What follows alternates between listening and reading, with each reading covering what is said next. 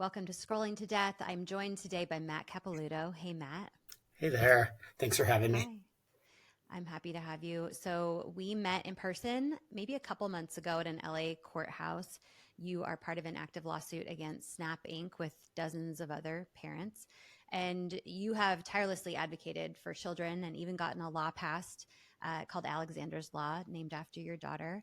And we'll get into all of that. But I want to just start by asking if you can introduce us to Alexandra. What was she like? What were her hobbies? I'd love to just get to know her. I have four wonderful children, and Alex was my empath. She was she had a heart of gold.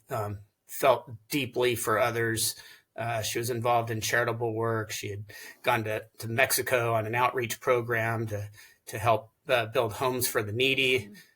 Um, she loved poetry. She had no formal training, but she loved to draw and to paint. And she's very, very artistic, very witty. My daughter had an IQ that was very, very high. She certainly didn't get that from her dad, but um, I hated getting into arguments with her because she always had quick, better comebacks Yeah. than her dad. Right. um, Oh, but she got into college on a full academic scholarship that shows, how bright and smart she was. And unfortunately, due to tragedy, we never got to see her potential in this world. So, what happened in 2019 to Alexandra? In 2019, Alex was a sophomore in college, and she came home for Christmas vacation. And 2 days before Christmas, before going to bed, she reached out to a drug dealer on the social media platform Snapchat. The investigation eventually uncovered that she was seeking Percocet. The drug dealer sold her counterfeit pills made of lethal doses of fentanyl, and she took half of one of these pills before going to bed. And my wife found her dead the next morning. Oh, no matter how many times I hear this same story, it's just devastating every time. And especially the part that these kids think they're being sold one prescription pill, not knowing that it's fake. Uh, what do parents need to know specifically about the fake pill epidemic? What do you want to share around that? What have you learned? This goes back to 2019, and thank God so many parents over the last few years have just, raised the awareness level, off the charts with very little overall government help. It's the parents out there that are driving this and getting the word out. But a couple of things. One thing I say quite regularly to parents, these days with fentanyl in just about every drug, if you can't guarantee your child won't try one drug one time, you can't guarantee that they won't be a victim of fentanyl. And I think parents have to understand that the drug landscape has changed. When I was younger, and many people my age, these were overall not dangerous plant-based drugs. Um, they certainly probably weren't good for you, but they weren't going to kill you. It's not that kids today are making really decisions that are any different than either many of us or friends, siblings. Certainly if you didn't do drugs personally, you knew somebody who did, and most likely didn't die. And young people today are making the same decisions. They're experimenting. They're trying to deal with stress, anxiety, but now they try a drug and they're dead. Yeah. And let's talk about Snapchat briefly, because she was connected to a drug dealer on Snapchat, and I want to talk about the drug dealer and what happened with him. Were you aware of her use of Snapchat before she died? Yes, and I, a lot of parents these days, or people, fault parents for letting their kids have so much access to social media and on their phones. And my girls ain't raid. My girls range in age from 33 down to 23, and Alex was in the middle there. And they all kind of grew up in this grand, experiment of social media that most of us, were in this time frame where we didn't really know the dangers of social media. So yes, she was on her phone quite a bit, but we did not know what she was being exposed to and what she had access to. Okay. And I think 99% of parents would say the same thing, maybe 100% through the last decade. It's only, I would say, in the past couple of years where parents are becoming more aware of the addictiveness and the harms that our kids are Mm-hmm. getting access to on these social media platforms. Um, and I know that you did some monitoring. Were you able to get in and monitor anything that she was doing on Snapchat? Prior to her death, no. Mm-hmm. And again, we didn't know, what she was being exposed Yeah. to. It wasn't really until after her Mm-hmm. death, and we advocated, and eventually law enforcement took up her Mm-hmm. case, and went to after the drug dealer to hold him Yeah. accountable. But they ended up getting into her phone, and we saw the quite a bit, how extensively she was using Snapchat. So tell me about that process of figuring out figuring out what happened. I mean, start there. Yeah, so this is a long story. I know we're limited on time, Yeah. but uh, you know, Alex's death was originally marked Mm-hmm. non-criminal, just looked at as an accidental overdose. Mm-hmm. And when she died, I soon learned about three other young people in our town of Temecula that had died over roughly a 2 week period. Oh, And I also learned about, and let me back up just a little bit. When the initial sheriff's deputy showed up at our house and went in Alex's room, and then sat my wife and I down and told us that she died of a drug overdose. He mentioned that he found the pills. mm, He said it was likely fentanyl. We didn't know anything about fentanyl. That was a new word to us. He mentioned that it appeared she took a half a pill because the other half was found on her dresser. mm-hmm. And immediately, my wife was questioning things like, did she take like the whole bottle or something? How is this an Right. overdose? Traditionally, an overdose is when you take too much of Right. something. And And he you're said, doing it. Yeah. yeah, and he said no, and that's when he mentioned Mm-hmm. fentanyl, and all of this was just shock and awe to me. Um, and then I'm thinking, pills. What kind of pill can you take, half of that's going to kill you Right. immediately? And so right away over the next couple weeks, we did our own investigating, learned about these counterfeit pills going around, and learned about these three other Mm-hmm. deaths. Thought they might be connected because two of them were kids that went to Alex's same high Mm, school. So we had three kids that either were going or graduated from the same high school, one from a neighboring high mm-hmm. school, that all died in roughly a 2 week period. So I called the sheriff's department back and and made them aware of this. And I think one of the things that was happening back then is people weren't always putting, and those in law enforcement weren't putting two and two together. You might have a deputy that shows up at the at one of these drug death Yeah. scenes, marks it as an accidental Mm-hmm. overdose. Another deputy shows up at another drug death scene, marks it as an accidental overdose, and nobody's kind of putting a pattern together Right. here. It turns out, we were initially thinking, hey, it's possible it's the same drug dealer, right? We had kids that went to the same high Right. school, live in the same area, short period of Yeah. time. That didn't turn out to be the case, but we did open up law enforcement's eyes. During this time, I wrote a letter to our district attorney, asked to meet with him. He obliged. My wife and I went and met with him. We told him about our daughter's death, made him aware of these other deaths that happened in a short period of Mm-hmm. time.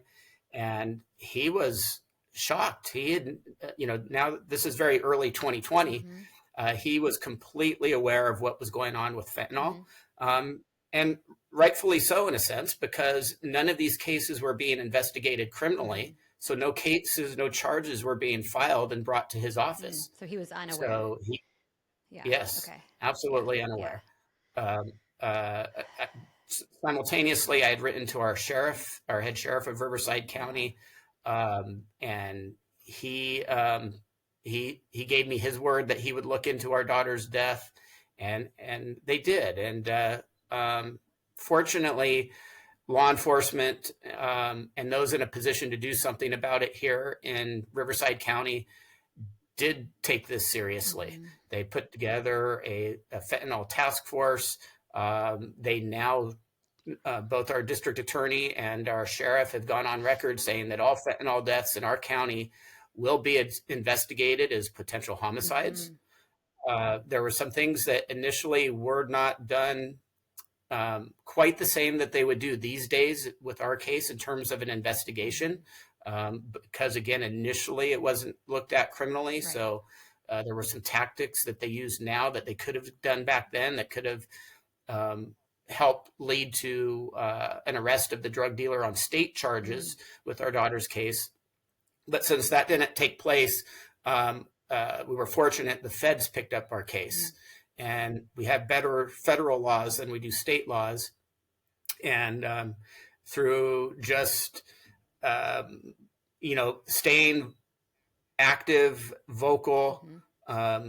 kind of keeping the pressure on our law enforcement elected representatives, 2 years to the week after Alexandra died, the drug dealer,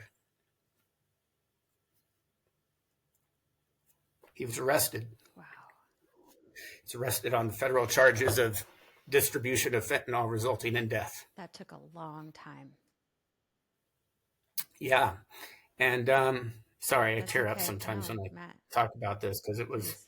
It's we we weren't seeing these cases prosecuted and the death dealers, as I call them, held accountable.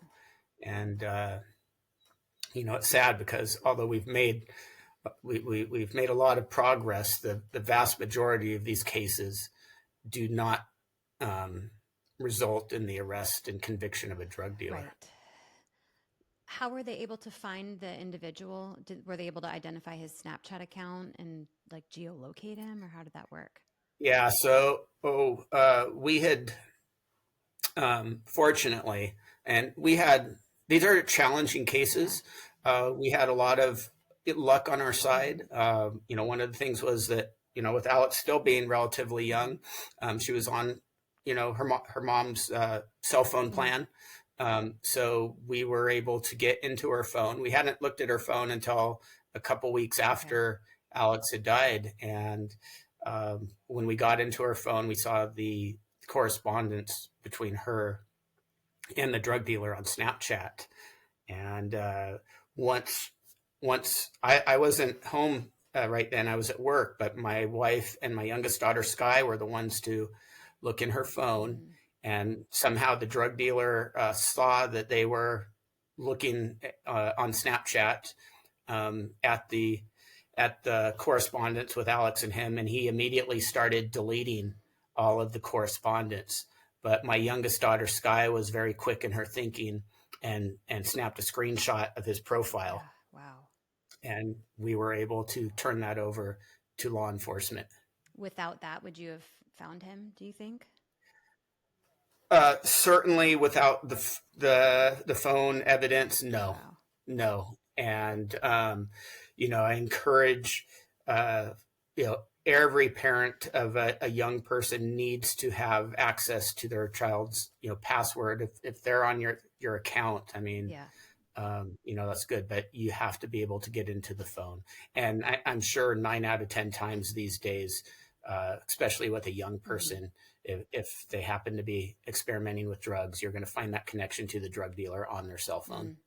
Mm. And I think parents would be surprised that if you don't have that passcode, you're not getting in there.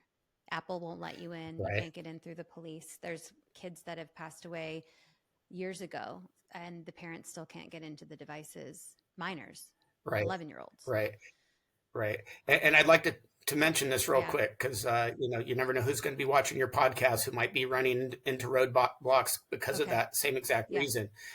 I serve as president of the organization Drug Induced Homicide. Our website is druginducedhomicide.org. Mm-hmm. We work closely with a company called Second Peak Okay. Investigations. They are the only company of its kind in the United States that can get into locked cell phones and not jeopardize that information that's in there and turn it over to law enforcement in a Oh, way that will not jeopardize the investigation. amazing. Okay. It's not a cheap process, unfortunately, but it is an option for those who are having problems getting into the cell phone or where law enforcement won't do Right. it. Okay. Thank you, Matt. That's really valuable for these parents that don't have an answer to what happened, and then a lot of these communications are within the social media platforms. So in your case, was Snapchat helpful in providing some of those chat logs that had disappeared? So, from what I understand, once the investigation got going, Mm-hmm. Snapchat uh, was subpoenaed to provide Mm-hmm. information.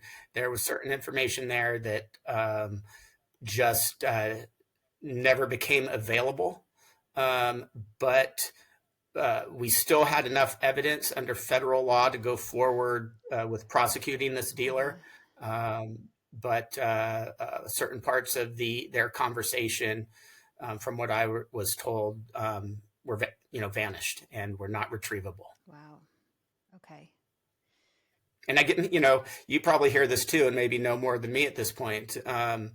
You hear stuff that, you hear people say stuff never Right. disappears, despite what they Yeah. say. And then, here I have, you know, federal uh, And attorneys and law enforcement telling me, no, it's gone and yeah, they can't retrieve it. that's what I'm confused about right now because they tell kids, so Snapchat, the messages disappear, and that gives them the confidence to share things that maybe they shouldn't be Right. sharing. But in reality, that content, while yes, it can be screenshotted or someone can take a photo of it, so it's not necessarily private, but it is on in Snapchat's server or database, so it can be subpoenaed and gathered for federal investigations. So I've not heard of Snapchat saying that it fully disappeared, especially if it's within a certain time frame, kind of a short time frame after this happened. So Mm-hmm. that's surprising to me. Uh, hmm. But, again, if we hadn't seen his profile on our daughter's Mm-hmm. phone and all of that had disappeared, we wouldn't even think to know. I mean, it would be like, hey, she could have just met this person, Mm-hmm. at the mall or something, Yeah. and we just wouldn't know. Did the drug dealer drop off the pills at your home? Yes.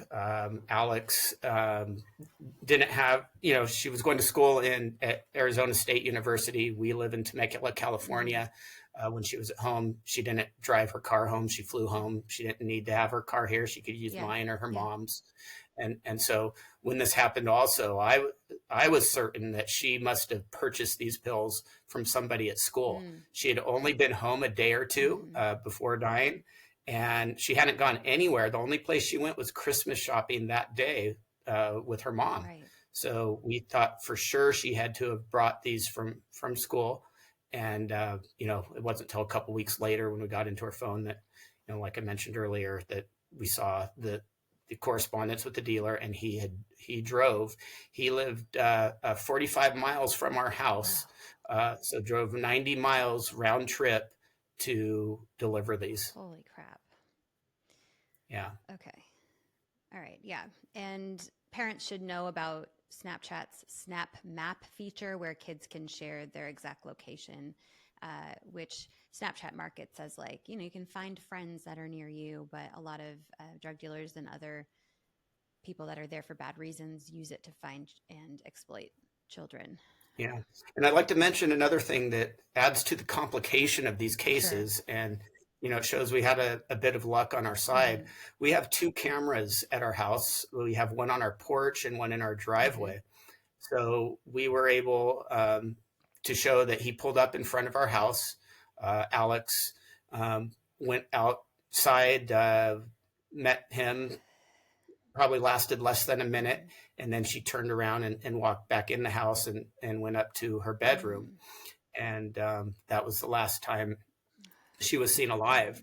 And but what's very important to understand is equally as important as the camera footage was showing her going out, meeting with this person, coming back inside. The camera also showed that she never left the house again.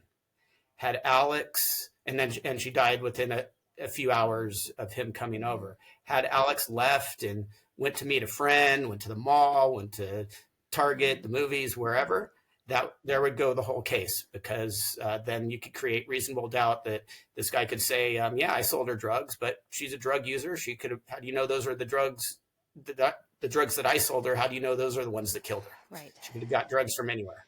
So tell me about the court case. So he was found guilty and charged with what? Murder. Well, he was initially charged under the federal statute of distribution of fentanyl, sometimes known as distribution of a controlled substance resulting in death. And that's a two-part charge. You have the distribution and you have the resulting in death. Ultimately, there was a plea deal. The part resulting in death comes with a 20-year to life sentence. That was used as part of the plea, and we took that away, and so it just became the distribution of fentanyl. That came with a up to 20-year sentence, up to the judge to determine the time that he would get.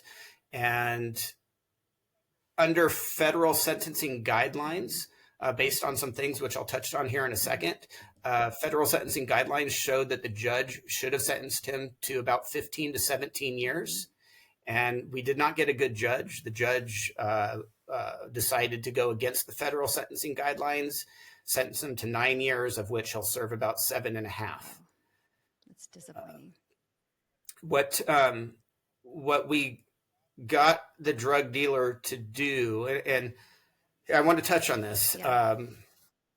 I want to touch a little bit more on the specifics of the investigation. Yeah. When he was initially brought in for questioning, and this was, once we kind of sounded the alarm, he was brought in for questioning by a Riverside County Sheriff's detective, and before the case was given over to the feds.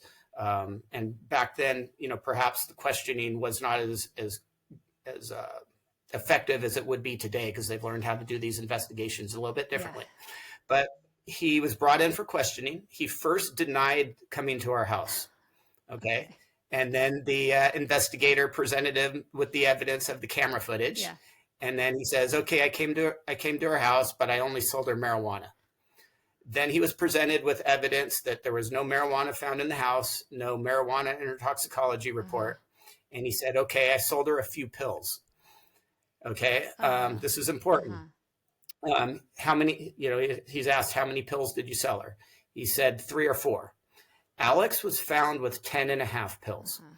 So we believe he was lying there too, because if he says he sold her 3 or 4, how do you prove it's the pills that he sold her, that killed her? So he lies, and lies. And then, and all of the pills were sent out for laboratory testing, the FBI laboratory, Quantico, and it all came back that these pills all came from the same pill press. They all had so we know he was lying. Yeah, they all had fentanyl. They all had the same exact stampings, markings. Yeah. They all came. So, he was lying about saying he only sold her 3 or 4. He sold her the batch of at least 11 pills. Right. She was found with 10.5. Okay. This is important to understand, because here's where I'm going to get into Alexandra's law and California law. So when he's asked what he sold her, he said he sold her oxycodone, oxy pills. And we knew, or the investigator knew, that he knew that the pills were fake. But at this point, he has nothing, unlike the first line of questioning where we had camera footage to prove his lie, not coming to our house, where we knew he lied about the marijuana because there was no marijuana found. This guy is saying, I only sell the real thing. Okay. Uh, Knew he was lying, Yeah. but they had nothing to, back that up That he against. didn't know Uh, that it was. that he didn't Okay. know. So here's where our state laws aren't Mm-hmm. good, because in order to hold him accountable for murder under California state laws, you have to prove two things. You have to prove that the drug dealer knew what they were selling Mm-hmm. and knew that it could result in death. Mm-hmm. So right now we're at our first standstill under a state investigation Mm-hmm. because we can't prove that he knew he was selling Right. fentanyl. Right. Okay. Okay. Um, but under federal law, Mm-hmm.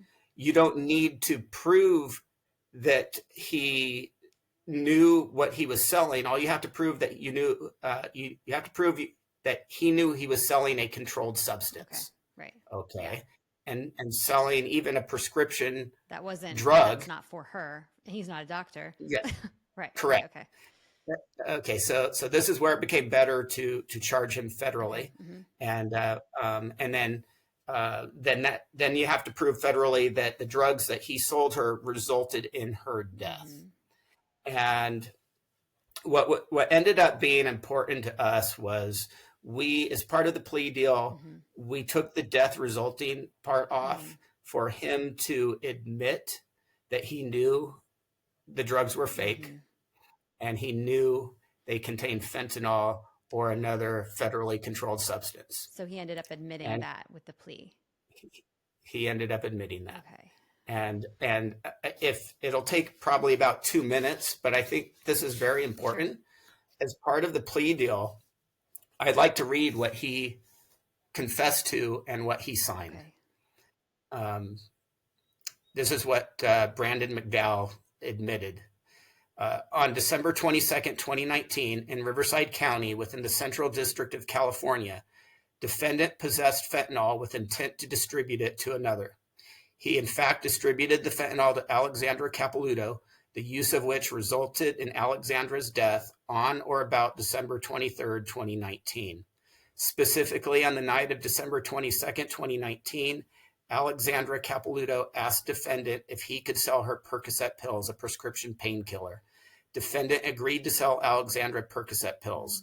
Defendant drove to Alexandra's home in Temecula, California, and sold her what turned out to be approximately 11 counterfeit oxycodone pills that he later described to law enforcement as blue oxys or M30s. Defendant knew it was illegal for him to sell the pills and that they contained fentanyl or some other federally controlled substance. Upon going to bed the night of December 22nd, 2019, Alexandra Capelouto ingested half of one of the pills. The fentanyl entered her system, poisoning her body, and caused her death. Despite that confession, that's not enough evidence under state law to hold him accountable for Alex's death, because the one thing it doesn't prove is that he knew it could cause her death. You have to prove that they know what they're doing could cause death. We all know it's illegal to sell drugs because it's dangerous, right? But how do you prove it? That's where the challenge lies. Because of the strength of the fentanyl. These guys know that. Was it 50? But how do you prove it? That's the challenge. Right. So that's how we came up. This is how we came up with Alexandra's law. Tell me about that. So Alexandra's law is really quite simple. If a drug dealer is arrested and convicted of a drug-related offense, they're going to get an admonishment in court letting them know the dangers of furnishing drugs. Okay. This admonishment would be kept on record that they acknowledge. Okay. And then hopefully it works as a deterrent to get them to stop, selling or furnishing or providing deadly drugs. And if they don't, now they're not going to have an argument to say they didn't know, right? Because this admonishment, it would be on record, could be used as evidence against them to show that no, indeed they did know. So that's what we've been trying to get past. You mentioned earlier that it's passed. It hasn't gotten passed yet. We've been fighting for 4 years. We've gone to Sacramento, presented this to our state legislature 4 years now. It keeps getting rejected. We can't get it out of our public safety committee to get to the full Senate floor for a vote. We're trying again this year. We think that this is going to be the year that we might get it passed through our legislature. But even if it doesn't pass there, Alexandra's law is now part of a statewide ballot measure. Okay. I don't know if you're familiar with this. It's a measure called the Homelessness, Drug Addiction, and Theft Reduction Act. We just a few weeks back, the organizers of this ballot measure turned in over 900,000 signatures that were obtained statewide. And we're going to get this on the November ballot for the people of California to vote on. This is a very comprehensive measure that deals with the rampant retail theft that's taking place in California, a lot of the homelessness issues, and they also put Alexandra's law in with this measure. Amazing. So we need 587,000 valid registered voter signatures for this to qualify. We turned in over 900,000, so it should qualify. We're supposed to know around the beginning of June. If it does, it'll be on the November ballot, and the people of California will be able to vote on it. Amazing. And that is the Homelessness, Drug Addiction, and Theft Reduction Act? Correct. All right, everybody. Yeah. Once it qualifies in June, it'll be issued a number. And so we don't have to remember that long name. Correct. And yes, and then it just becomes a matter of over the next few months educating people on it to come November get out and vote yes on it. So California residents, keep an eye out for that. I'm really happy to share that with listeners here in California and everywhere. A couple questions about these drug dealers, because if we have to stop these drug dealers, because they're not just harming one or two children, right? So in your case, was this drug dealer, were there any other victims that they were able to track back, or you just weren't able to prove that? Yeah, I have no doubt there's not a fentanyl dealer out there who, in all reality, isn't a serial killer. Okay. The dealer in our case was not arrested until 2 years later. Who knows how many other lives they're responsible for? The problem is most of these deaths are just looked at as accidental overdoses. So there's no connection, to these dealers.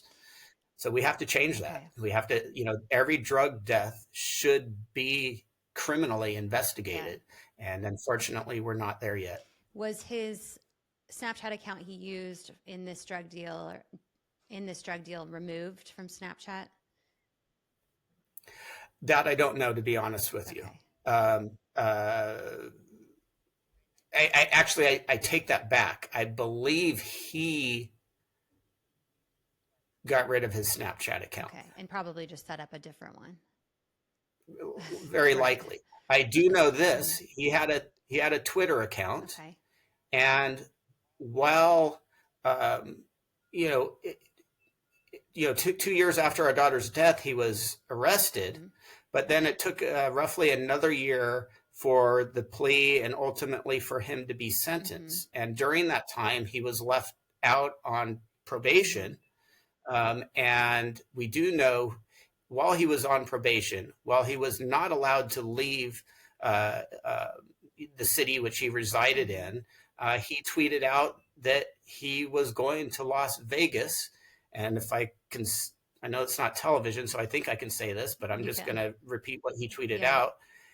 He said, going to Vegas for my birthday, gonna fuck it up. Who's coming with me?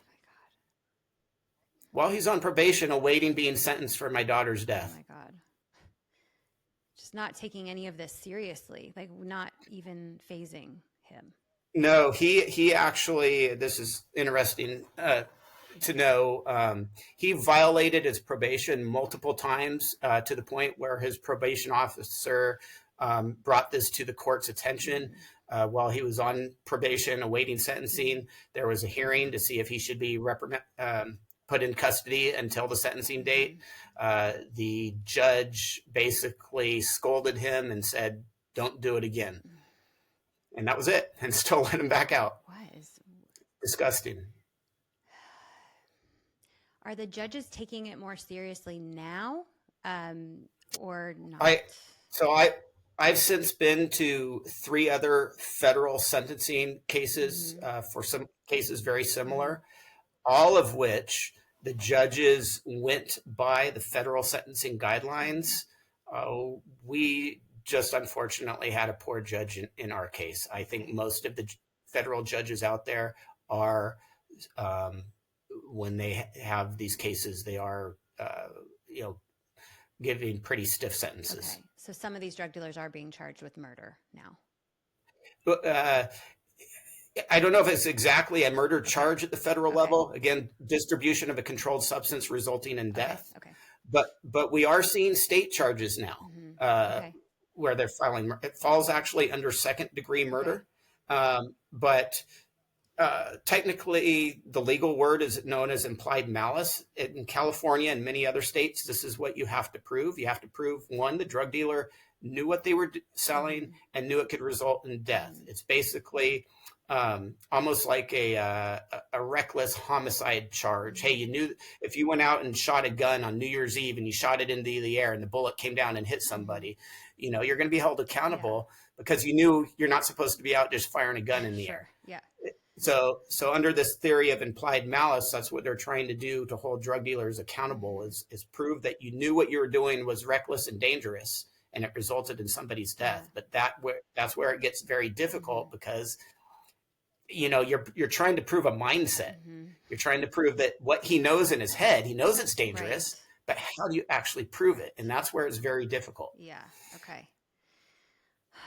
So Matt, parents who are listening never ever want to find themselves in this situation. I'm just so in awe of the strength that you found to jump into action immediately after this happened. I think I would fold down and just die. And what are, you know, first of all, like what gave you that strength to investigate this and push, because you made all of this happen and you have saved lives in the process. And so many other parents that have stepped up as well. I mean, there's a number of us that I would name some of them, but I'd feel bad because I'd forget some of them because there's so many, and I don't want to do that. You know, it was a good way to channel, you know, our grief, you know, our hurt, and you know, I think, you know, a lot of people still don't necessarily look at our kids as victims. And, you know, I'm moved to change that mindset. Our kids were absolutely victims. You have people out there manufacturing and distributing arguably the deadliest man-made chemical ever made. And nobody should be allowed to do that. No. You know, if this was anthrax or, you know, any other deadly chemical, you know, this wouldn't be tolerated. No. And, you know, that's a big part of my push now, is to just educate people to the point where they realize our kids are victims. I have no quarrel in saying my daughter made a poor decision, but it wasn't an evil decision. No. The evil is those who are manufacturing, selling, and profiting off the lives of people who are vulnerable, like my daughter and so many other victims. And what did Jaime say? Something like, our kids should learn from their mistakes, not die from them. Right. Yeah. What should parents take away with them today? You've shared a lot of things that we need to really simmer with, and, you know, discussions need to be had with our children, especially if they have smartphones and they're on social media getting introduced to these deadly substances. So what would you share with parents? Yeah, don't think this can't happen to your family. That's what we're all, you know, trying. All of us, all the parents that I've met in our shoes, we were once in those other shoes, thinking, we don't have to worry about this. Yeah, right. You know, nothing could be further from the truth. You got to have these conversations with your kids. I don't think there's too many parents out there that can say either themselves, and if they didn't, certainly maybe they had siblings, relatives, friends that didn't dabble in drugs at one point in their life, just trying something. Mm-hmm. And again, I might be being repetitive here because I touched on this in the beginning, Mm-hmm. but if you can't guarantee your child won't try one drug one time, you can't guarantee they won't be a victim of fentanyl. Mm-hmm. So you got to have this talk. There could be no more experimental phase. There's got to be a better way to deal with the stresses, the anxiety that Mm-hmm. so many kids face these days because of social Yeah. media. The other takeaway is I can't emphasize enough how important it is.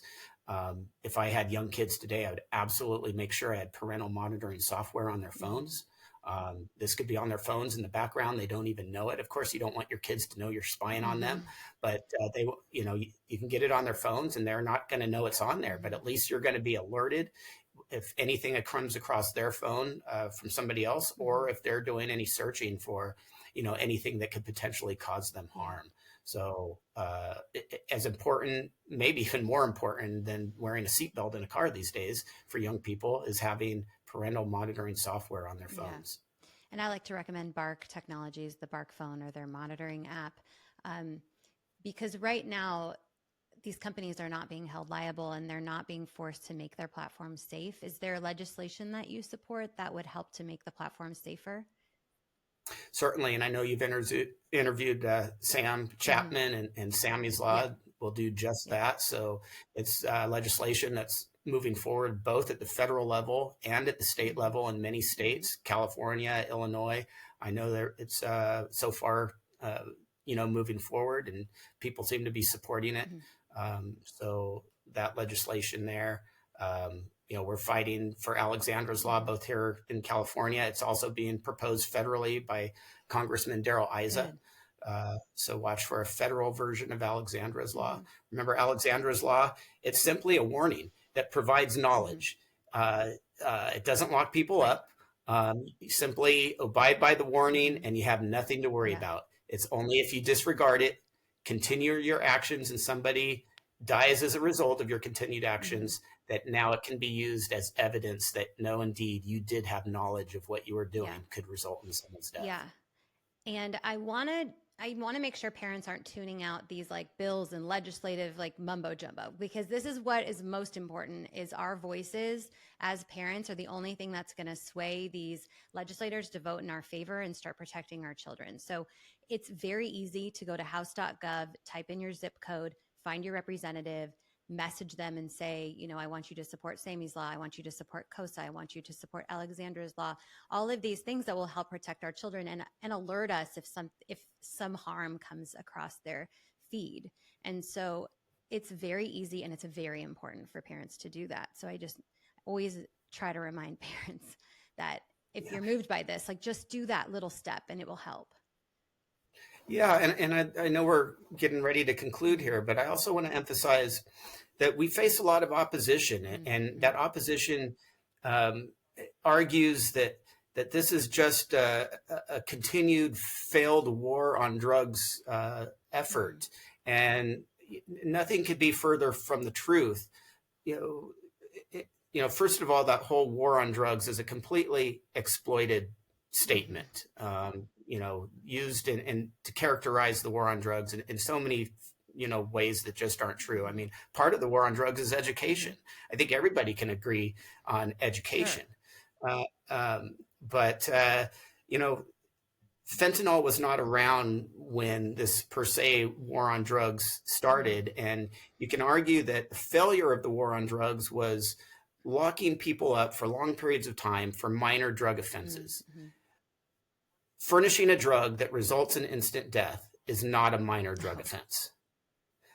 And an important statistic to acknowledge here is less than 2% of all drug deaths result in the conviction of a drug dealer. Wow. It's it's not the war on drugs that's been a failure over the last decade. The failure has been that we've stopped fighting. Because we need to differentiate between actual overdoses, the person decided to overdose on the drug, or whether accidentally or on purpose, but these fake pills being sold as something else and kids being tricked and then getting poisoned. Like that's I will never totally different. I will never say my daughter died of a drug No. overdose. My daughter was deceived to death. Yeah. And so many children, regular kids, good kids, you know?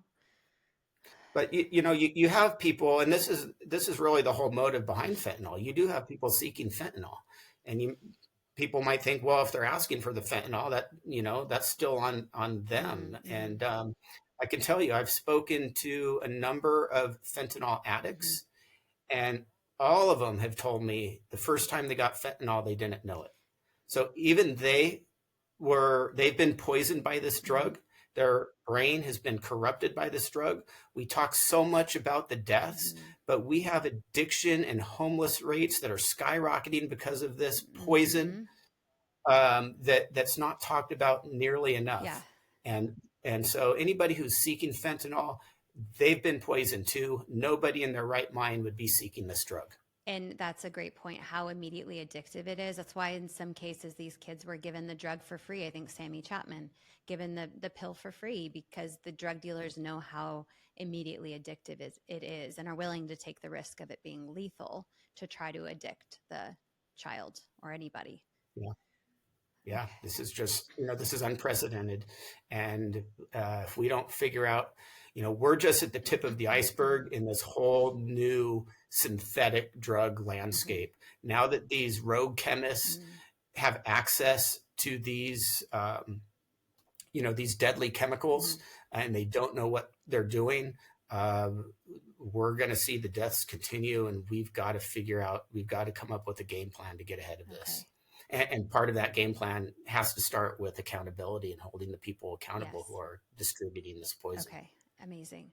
I'm going to add some links in the episode notes for all the resources. If you could share that, maybe that statement or anything about the case that you'd love for listeners to be able to review, I'm happy to do that.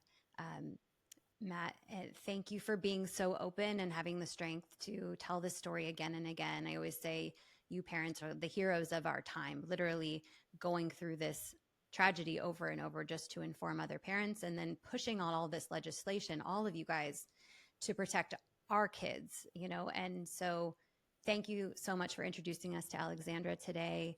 I will be following along with your story and all of your work and keeping everybody updated. So I just really appreciate you.